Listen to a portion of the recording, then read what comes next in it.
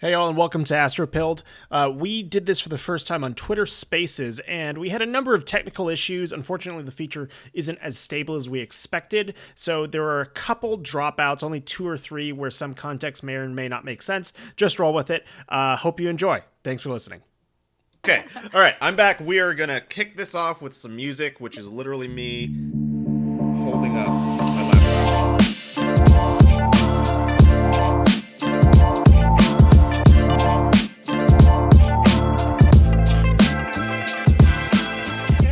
All right, hello and welcome everyone to the inaugural episode of AstroPilled.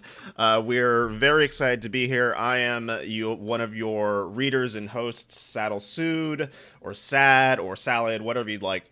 By trade, I am a software architect and have been working in the tech space for about 10 years, but got into astrology recently, or the last 5 or so, and mostly work on applying computation and analysis to astrological events and correlating them to, stock market actions and other mundane events. But also, I like to do a lot of natal chart reading, and thought it would be really fun to do this. So I'll turn it over to Maybe to introduce herself as well. Yeah, hi, I'm Maybe Gray, fellow host of AstroPilled. I am about to become a lawyer, but my secret magic hidden life is filled with things like reading my horoscope, reading the natal charts of my friends, and I'm really fascinated by the intersections between astrology and relationships and other forms of magic like tarot.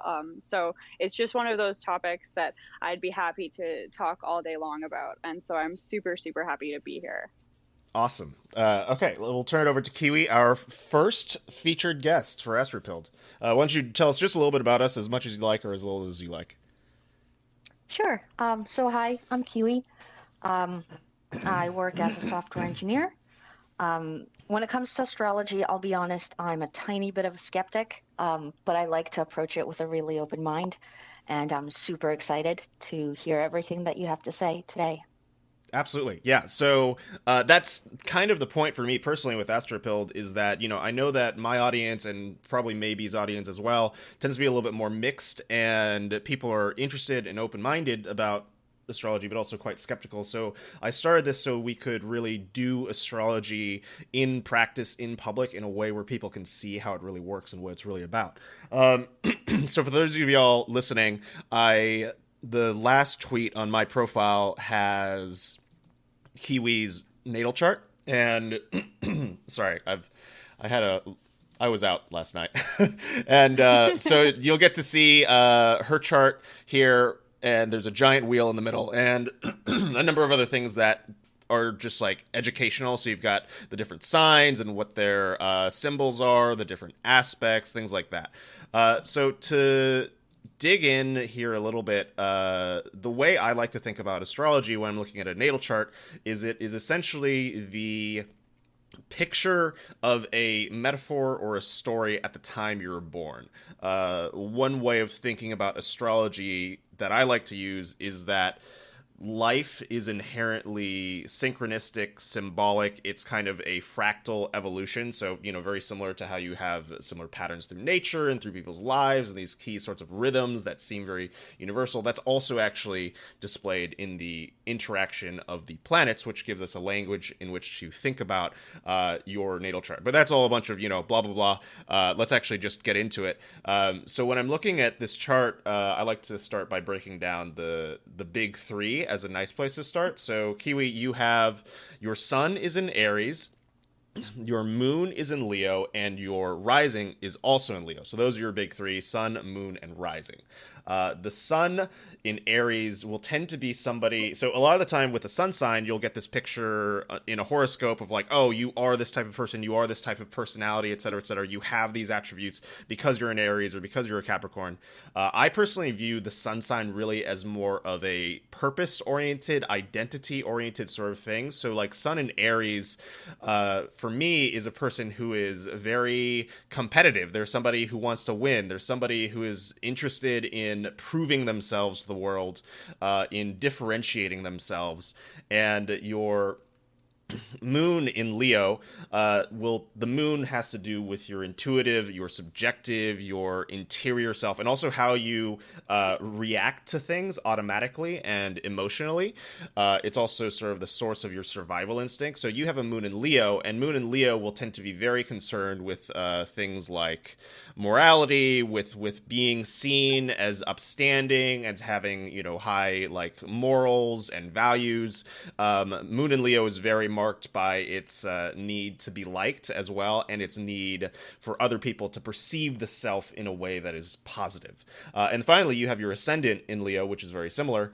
The ascendant I kind of describe as like, if somebody were to see you in a room from far away, they'd see like half your ascendant and half your sun sign. So sometimes people's perception of us can really be tuned into our ascendant as opposed to our sun or a bunch of our other planets. So ascendant in Leo, the ascendant is really more how you engage with the outside world intuitively and almost unconsciously. It's kind of like a default operating mode.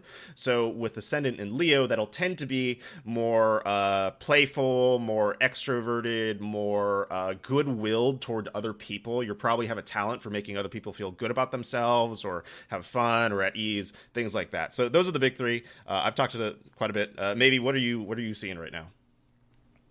I guess what stands out to me is also that the moon is in the first house.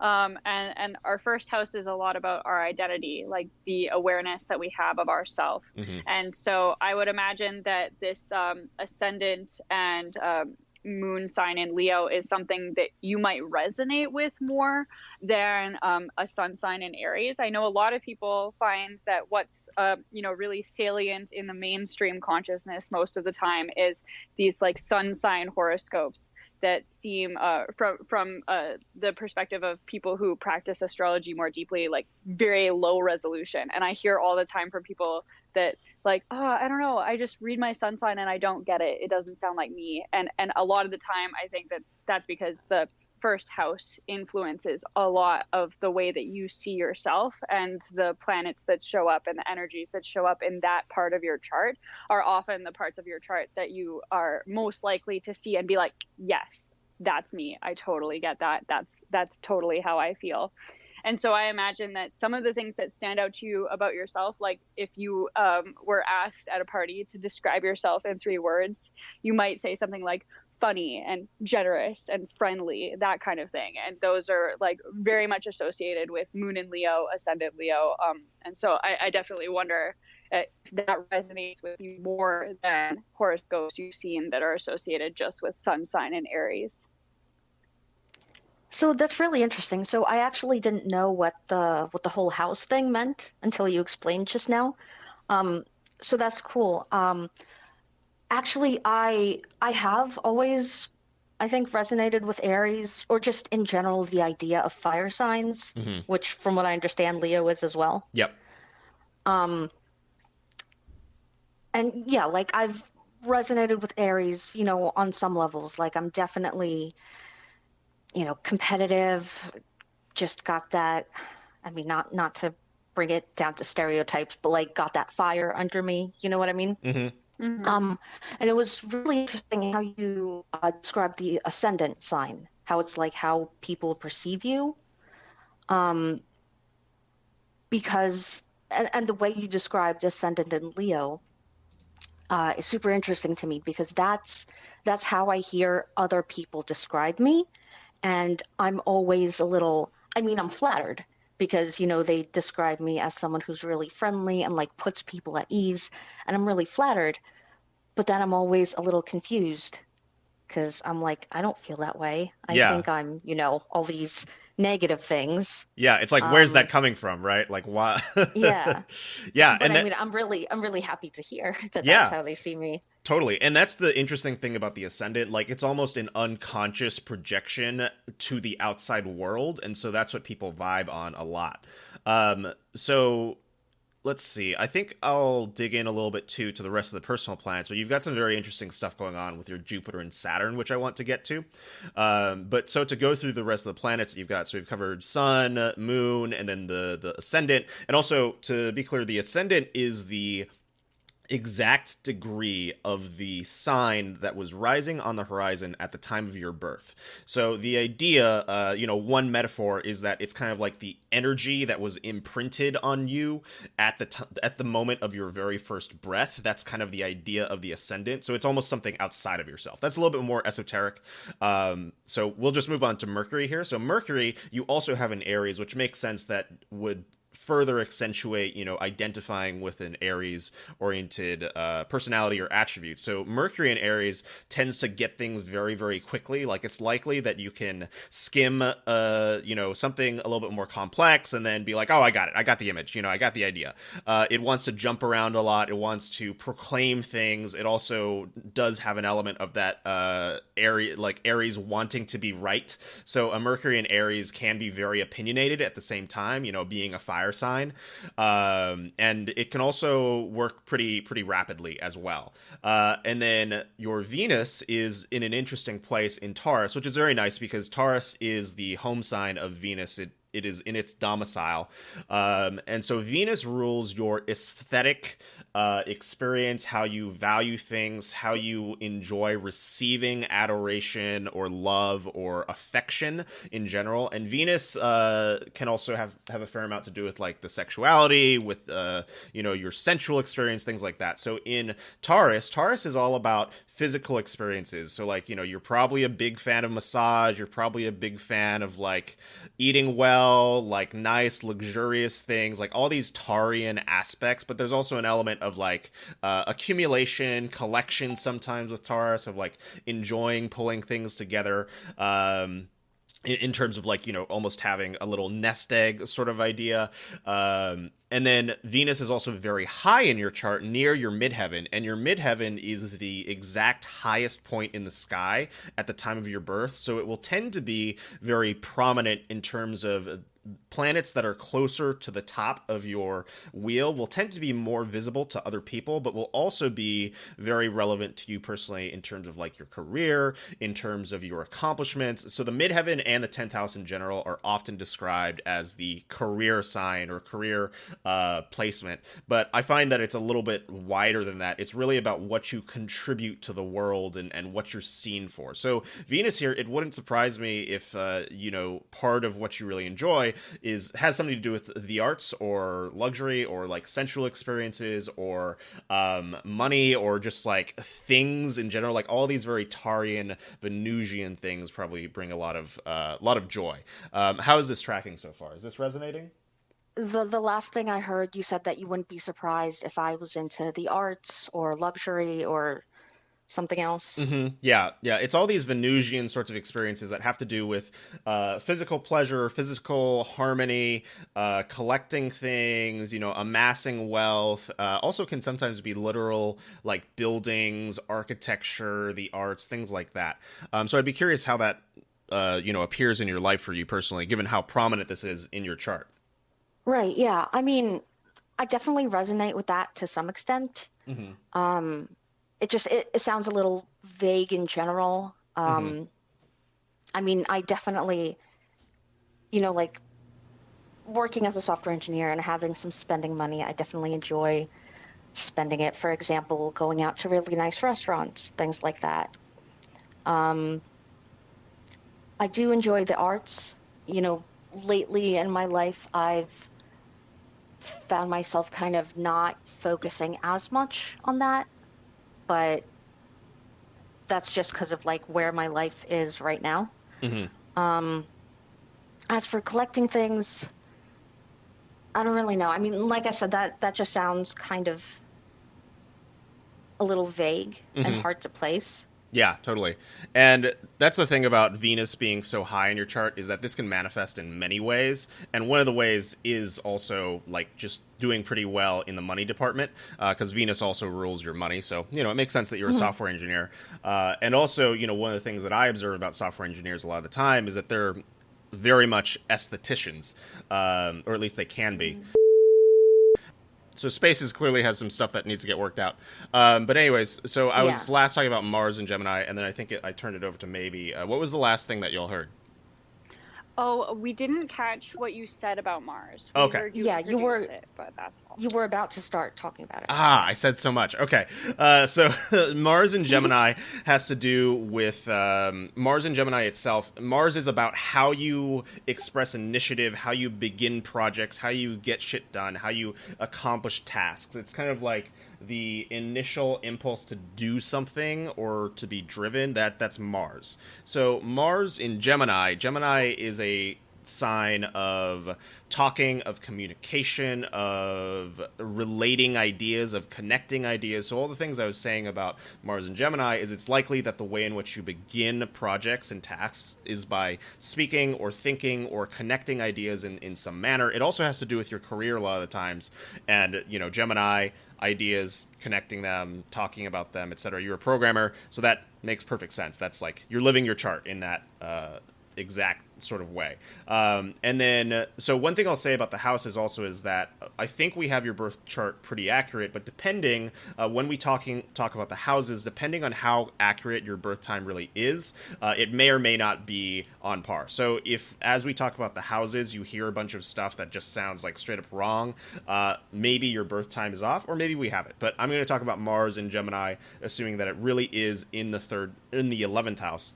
And the 11th house is all about friendships, communities, people working together. It's often like your social group or a social club, or, if you're ritzy, it can also be like a, literal exclusive club of some kind. It has to do with social groups. So it wouldn't surprise me if a lot of the time your effort is spent towards many groups of people and working within friend groups, within communities, within larger groups that like to work together, come together for a common purpose. So yeah, that's what I was saying about Mars. And then I wanted to turn it over to maybe to see what she's seeing. Definitely the Mars in Gemini in the 11th house stuck out to me, as well as like somebody who is very socially motivated. Mm-hmm. Because both of those signs really care about communication and community. So I wouldn't be surprised if that was something that resonated a lot. I think that another thing that I've noticed is that, related to Mars and Gemini, Gemini is such a versatile energy. Mm-hmm. It's not just about communication, it's about being able to communicate with like anybody, any kind of person. So as much as like I imagine a lot of your energy ends up being directed towards different groups, I bet you have like a knack for fitting in, or if not fitting in, just like feeling comfortable in a lot of different kinds of social contexts. And there's some other like things in your chart that also speak that to me. You have a lot of fire signs, which is interesting. You said before that you resonated a lot with the idea of like being a fiery person, and that makes sense because that's the dominant element in your chart. And you also have what I would call like a splash pattern to your chart. Your planets aren't grouped closely together. They're maybe only like two in one sign at most. And that to me also speaks of this sort of versatility. So yeah, I wonder if there's any of what we've said in just that last little chunk that resonates with you in particular.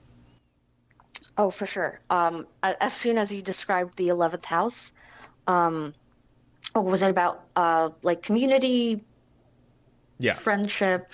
Yeah.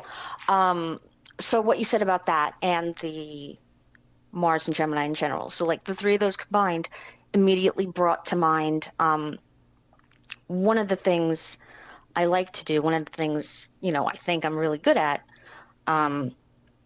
So pre-pandemic, I always, over the course of many years, I got really into hosting parties, like big parties with a bunch of people of all sorts of different friend groups.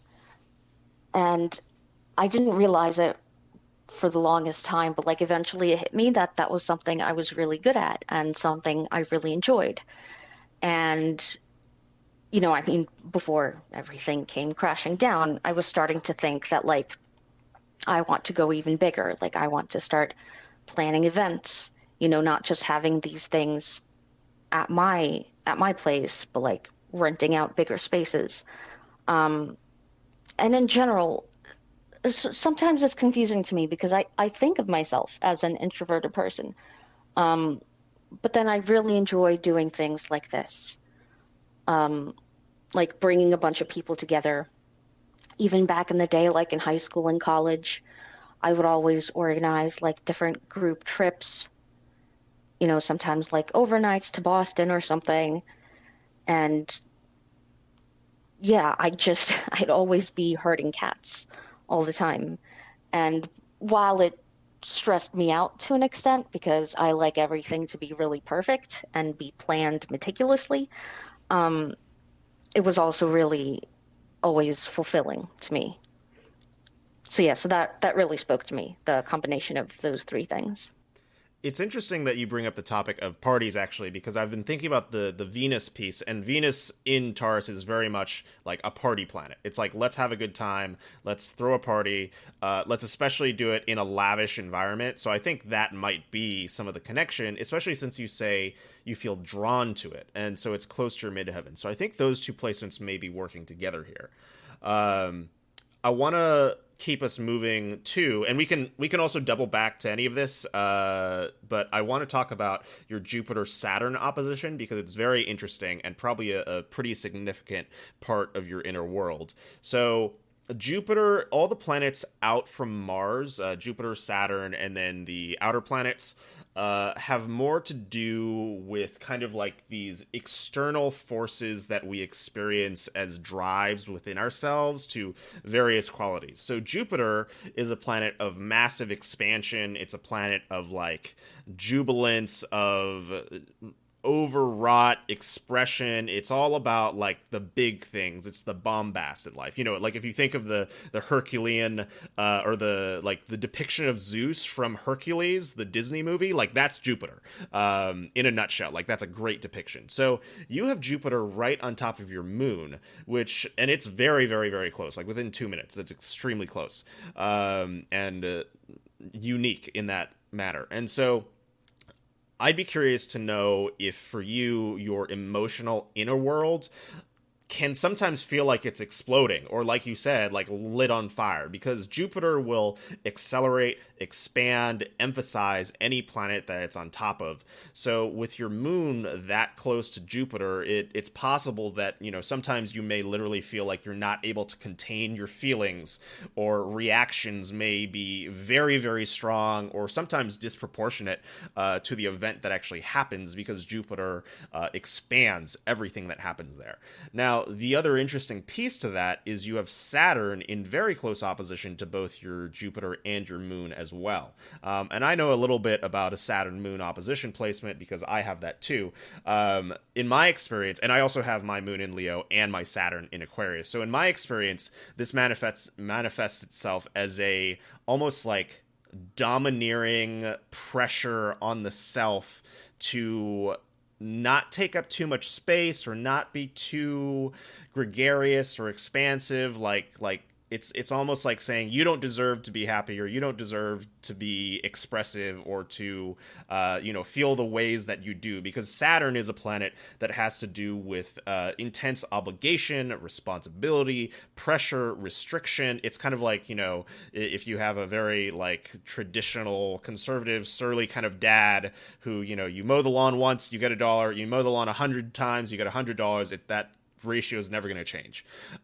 So it's really interesting that you have both Jupiter and Saturn in opposition to me, because it's all about your sort of inner world, and you also have this thing between the first house and the seventh house. So the first house is all about you as a person and you as an individual, and like who you are and who your identity is.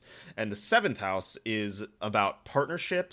It's about relationships. It can be about it's especially about committed relationships. So that can be marriages, it can be business partnerships, it can be anything where you're like very closely tied to another person in a significant, often long-term way. So Saturn there can tend to make the idea of other people or dealing with other people very intense, and maybe something that you take seriously or with a fair amount of gravity or seriousness, especially as it relates to like maybe choosing a partner or who you want to end up with, or whatever, you know, may work for your style of relating to other people. But at the same time, it's in opposition to this Jupiter here, so it's almost like there's a story of not being able to, or constantly vacillating back and forth between like, oh, I am this massive internal person, I have this huge inner world and all these feelings and all these sensations,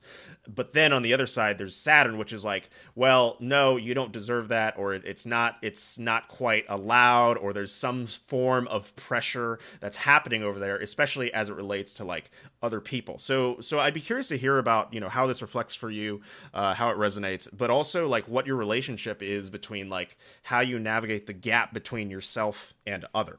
Sorry, that was a lot of words.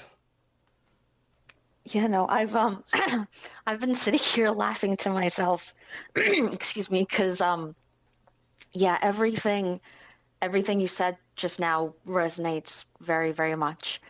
I mean, like, so I've been thinking about those sorts of things in terms of like borderline tendencies, Mm-hmm. you know, because yeah, I have a very, you know, rich, fiery, reactive inner self that I do try very hard to just tamp down, you know, restrain, not necessarily like suppress, Mm-hmm. but just like keep it in check. So yeah, so the opposition there makes a lot of sense, the way you described it. And as for the seventh house thing, you said that was like taking different relationships and like interacting with other people seriously. Mm-hmm. Yeah, especially like the seventh house is very much, in general, it's about the other in your world. So like your encounter with other people, but going a little bit deeper, it's also about the partnerships, the long-term partnerships or significant commitments that you make to other people. So often that ends up being like marriage, or, you know, long-term partners, or business partnerships as well. And so, sorry, I forgot what the is that Aquarius you said? Yeah, in Aquarius. So the traditional significations of Saturn in the seventh house will tend to be like wanting to take those relationships very seriously, or being very cautious, or entering into like maybe even like being a little bit on guard around new people can sometimes be one way of interpreting that. But I think it's balanced out by your Leo stuff that you've Yeah, got going on, which is very friendly. So, you know, it's possible that you come off outwardly friendly, but inwardly you're a little bit more cautious, or like you will only definitely. want to deal with people within a certain space within yourself, you know, like you keep people, other people in the shallows, can be one sort of way that Saturn in the seventh manifests itself. And Saturn in Aquarius as well is also a little bit more distant. Like this is where Saturn is at home, and Aquarius is this sign of being a little bit more aloof under Saturn, and being very like analytical and sort of interested in bigger, loftier goals. Like that's one thing that's very Aquarian. So there's some certain element to Saturn and Aquarius in the seventh, which can also be sometimes like, oh, I don't have time for this, I'm busy, you know, like I'm trying to save the world, or stuff like that. I'm reaching a little bit, you know, I'm just kind of exaggerating, but those are some of the ways Yeah, in which totally. that can manifest. Yeah, so what you said about being on guard or keeping other people in the shallows sometimes, that resonates with me a lot. Um, I find it difficult to connect with people very deeply. Hmm. Um, and it used to be that I found it difficult to connect with people. I consider myself a friendly person. I enjoy speaking to new people. Um, but there's definitely a lot of that, you know, being on guard and sort of not not closing myself off per se, but I mean, basically closing myself off in a way. So yeah, so that part really speaks to me. All right. So we'll probably cap this at an hour, but maybe could you start over with what you were saying? Because I think you got cut off once Kiwi got kicked out. Yeah, I was just gonna say that I relate a lot to the Saturn and Aquarius side of this opposition. It feels often like it's so easy to make like a friendly connection with almost anybody. And yet there's like a very solid edge to my comfort zone around true intimacy. I, like, for example, have been dating the same person for 5 years, and still it's like just starting to feel like I can be like a close friend of members of their family that have lived with us for a lot of our relationship. And I just think it's really interesting that there's that kind of duality to Aquarius in general, but Saturn and Aquarius especially, to me, is like very, very easy to make that initial connection, and strangely, mysteriously difficult to allow that connection to grow past a certain point. Does that resonate with you? Yeah, absolutely. I mean, yeah, so not to go into too much detail, but so my last relationship lasted for 6.5 years.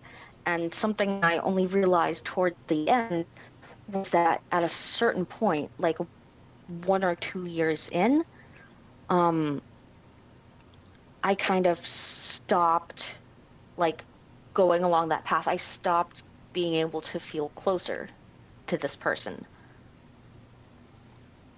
Like I put up I basically like put up some kind of walls, and that eventually became a problem. That like I couldn't trust myself. I couldn't, I wasn't able to have a deeper connection with this person that I just remained in a relationship with anyway. So yeah, so that really speaks to me. Yeah, I totally get that. And I wonder if it would even resonate with you more to imagine that it was like as if you discovered these walls within yourself. It wasn't like something got uncomfortable and you thought, I'm gonna like cap my level of closeness here. That's good for me. It was in my experience, it's more like I just stopped feeling closer, and I don't remember deciding that that's like the most closeness that I could handle. It just seems to be something that was within me that I've run into. Yeah, exactly. That's a much more accurate way of putting it than putting up walls. That's exactly how I felt. Yeah, discovering walls. I love that. Mm-hmm. So one thing I'll point out here is that Jupiter, your moon, and Saturn are in this tight opposition. So this is a significant dynamic. But also they make a pretty close square to your Venus as well as your midheaven. So that creates a pattern that's called a T-square. And you can view the lines in the chart as patterns of energy, and the entire thing shows the network of sort of like the internal forces within you.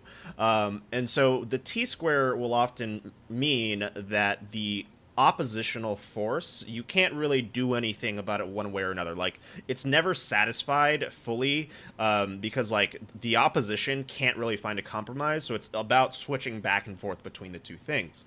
However, when you have a T-square, the opposition, a T-square is created by opposition and a square that's 90-degree angles to Venus. So you've got Jupiter at 3 degrees of Leo and Moon there as well, Saturn at 4 degrees of Aquarius, and then you have Venus at 7 degrees of Taurus between them. And so that can mean that you have a way out of this dynamic, or at least a way to resolve some of the tension or express the oppositional dynamic, and that's through Venusian things. So I mean, honestly, like when you're thinking about how to get closer to people or how to resolve some of these like personal tensions, you may find a lot of joy and a lot of like credit to give yourself and release through this act of, hosting events or relating to other people or having these sorts of more lavish experiences in some way. It's almost like that it could be connected in your psyche in some manner, although it can be kind of hard to paint the exact relationship. But I'd be curious to hear about if you've had experiences where, at a party or something you pulled together that felt, beautiful and relational, that maybe helped ameliorate this oppositional dynamic for you. And if that hasn't happened yet, might be something to explore. So that's interesting. So what that makes me think of, and again, to go back to my previous relationship, was that one of the ways that I found to connect with this person was actually like in the context of other friends. Mm-hmm. Like I found myself constantly thinking, oh my God, I should introduce, this friend of mine to my partner. I should introduce this friend of mine. They would have such a great time talking. And like I'd be there, we'd all be hanging out together, and I'd be getting like a transitive connection and just like deep satisfaction from that connection, if that makes sense. Yeah, absolutely. That makes a ton of sense. Yeah, I'd say maybe see if you can chase that in other instances where you discover the wall again, because that points, the chart points to this as one potential way out, and the fact that you've had these experiences is, fantastic evidence of that as well. So I'd like to, since we have about 15 minutes left and I don't trust the stability of spaces all that much, I'd love to turn it over to... Oh, we lost Kiwi. There you go.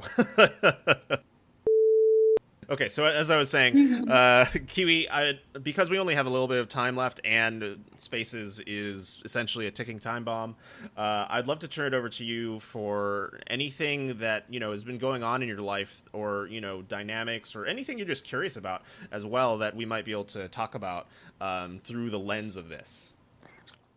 So would that be like just about my personal life or questions in general? It can be anything. This is kind of your time. Like we've gone through your chart as a little overview in the time we have, but I'd love to just let you, if there's anything you feel called to ask or know or whatever, it's Cool, yeah. Honestly, I'd love to hear more about houses and like what exactly they are. 'Cause yeah, like I said, what you described earlier, that was the first time I learned anything about what they meant. Mm-hmm. So yes, like what exactly are houses? Yes, what do they mean, like astronomically? As in, is that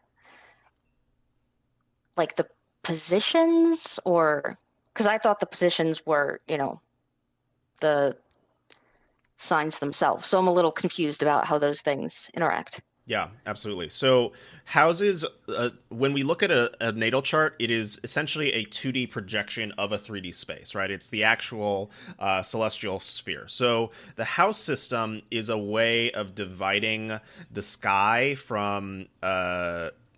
into 12 equal proportions.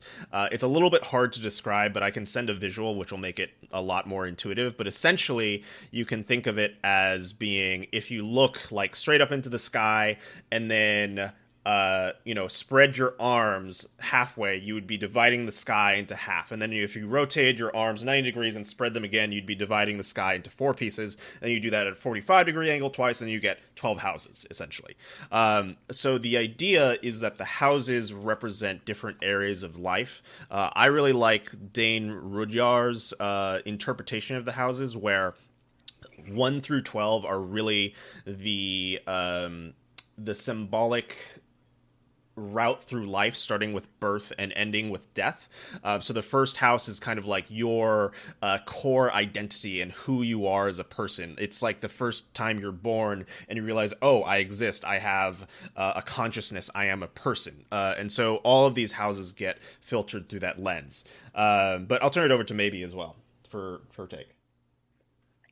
Yeah, I think that the idea of it symbolizing your journey through life is really interesting. And that resonates with me. At the same time, it can also show up at any part of your life. There's like this there's this vastness to you such that you can experience things sort of out of time. You'll have this sense of what endings feel like to you before the end of your life. So the 12th house will always have some impact on you. I think that the houses that stand out to me in your chart are definitely that 11th house that we've talked about, and that's I should explain this maybe starting a step back or two.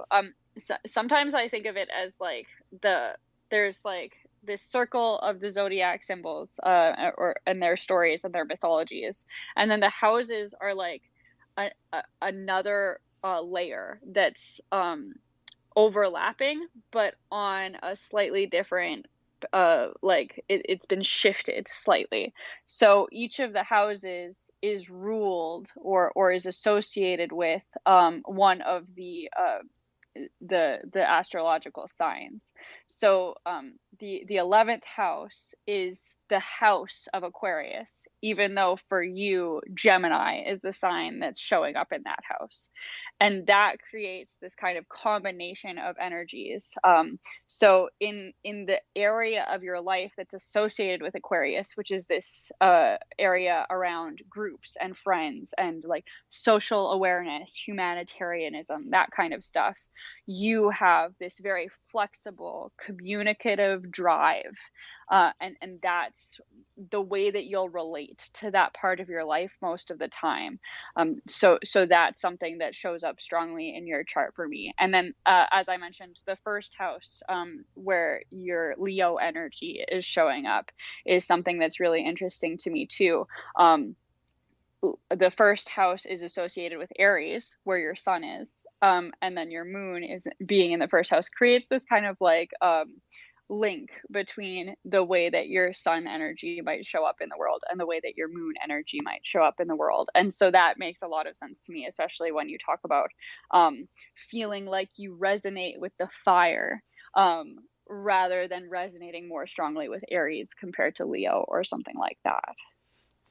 Yeah, and so one way to also look at it is that the houses can be a way to view linkages between planets and between areas of the chart, but also they have pretty more mundane meanings as well. Like the 11th house, we've talked quite a bit about. Yeah, it has to do with community, with friend groups, with humanitarianism, with these things that I think in the abstract, symbolically, Aquarius will tend to express.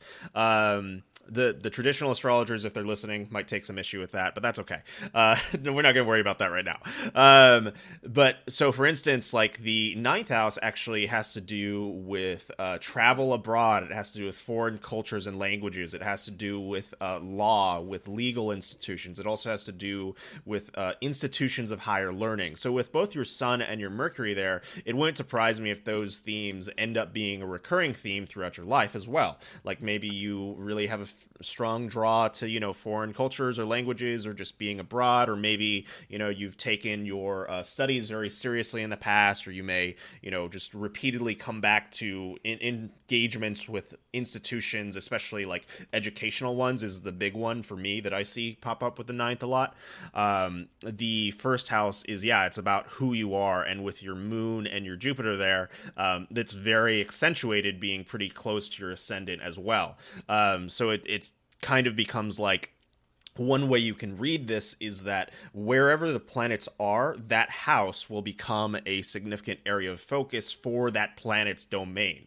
So with your moon, the moon often has to do with the sense of self and self-security in particular, like emotional safety and security. So being in the first house, it's very important for you to do things that are self-affirming, that affirm your identity, your personal agency, who you are as a person. That is what will please your moon, but also your Jupiter, because your Jupiter is there. So Jupiter, whatever house it's in, when you exercise those Jupiterian things, will often end up making you feel like very, very good, because Jupiter is kind of, I describe it as a hint to where you feel expansive and growing and appreciative of kind of like the bounty of life. So, you know, when you're feeling down or when you're feeling like you need something sustaining, your natal chart gives you that hint, which is that it's all about the first house for you. It's all about who you are and how you express yourself.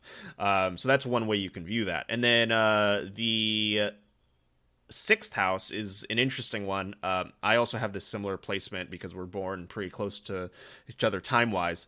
And the node and Neptune and Uranus in the sixth house is a tricky combination because the sixth house is all about health. It's about it's about like sort of the material limits of time and physicality. So it's like, you know, your daily routines, it's your work, it's your physical health, it's your little rituals in the morning of like whether it's coffee or, you know, brushing your teeth and showering, then, you know, XYZ, or just how you proportion your time in a physical world where you have a limited amount of time. So you have a number of things there which can point to the fact like your true node being in, or your north node, and the node is a hypothetical point. It is where the orbit of the moon meets the ecliptic of the sun, but it is considered a sort of manifestation point, but also a point of lessons to be learned. So with the north node in the sixth house, it can indicate that one of the things that you have to learn throughout your life is how to deal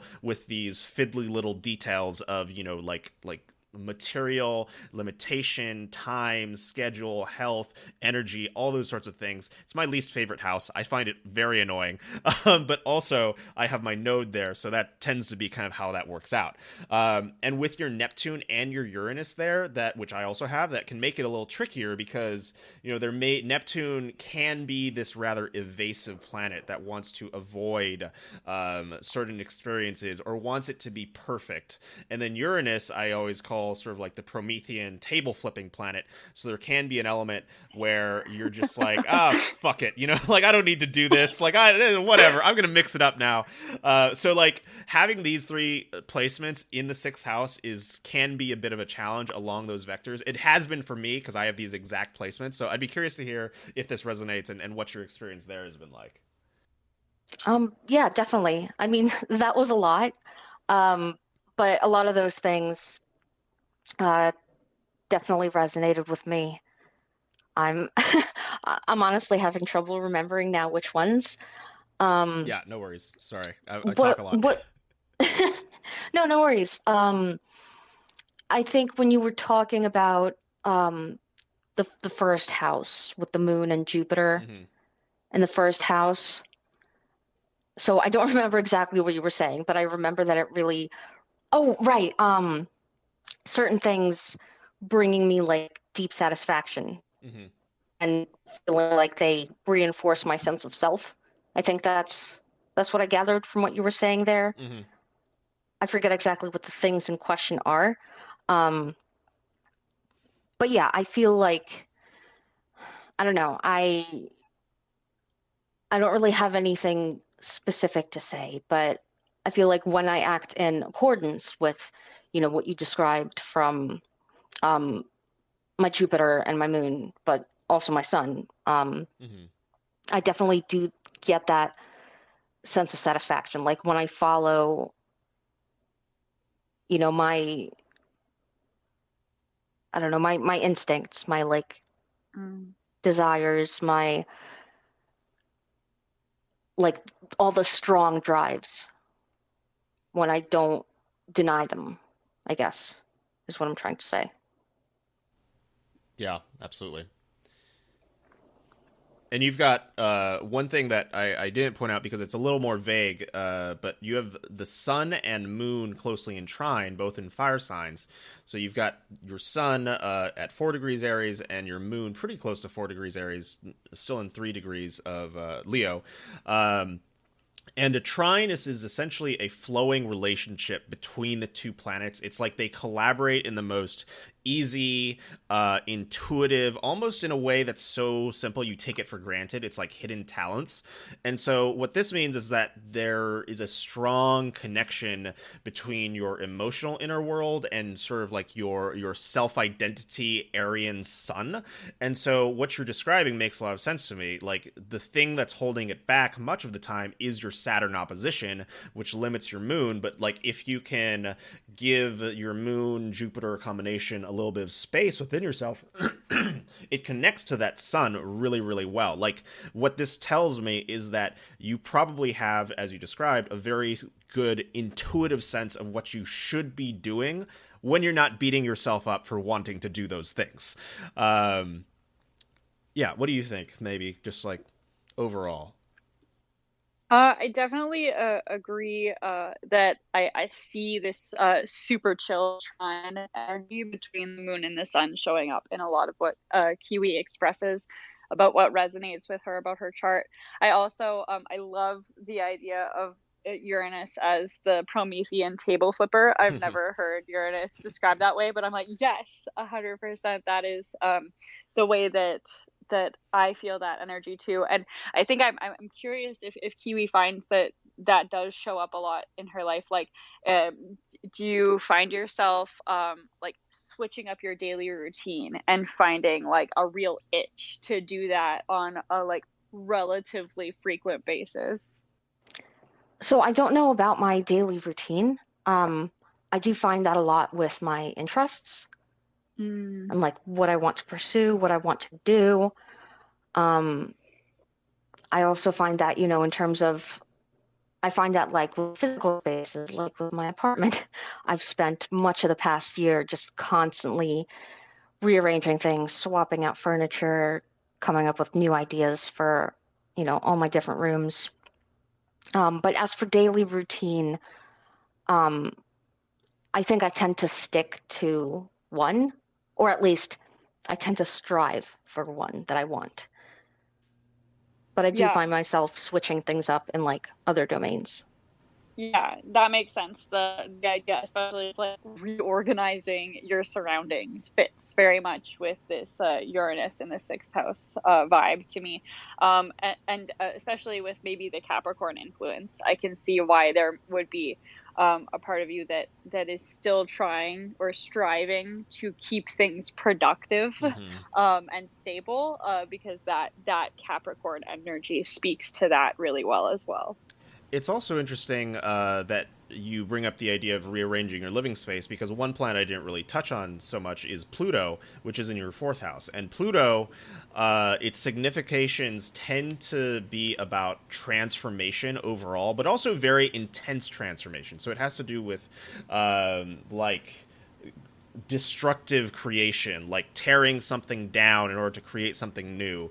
If you're familiar with the imagery of the tower, like Pluto is very much related to the tower energetically in my mind. And so what it can mean in the fourth house is all about your inner sentimental world, but also like your sense of home. The fourth house often has to do with like our family, our physical home, and our surroundings, things like that. And I don't really have like any questions about it, I guess. I just want to point out that Pluto's interesting because often wherever it is, we find ourselves having a compulsive relationship to that house placement. And here you have it in your fourth house, which is, literally your home, and you describe yourself as almost like obsessively or compulsively going through the motions of the fourth house. So I would say that it's probably activated at some point, like if we were to look at your transits. So nice little interesting grab there. Well, we are running a little bit over time, and I don't want to get us kicked off spaces again. Otherwise, I'd say, let's keep chatting.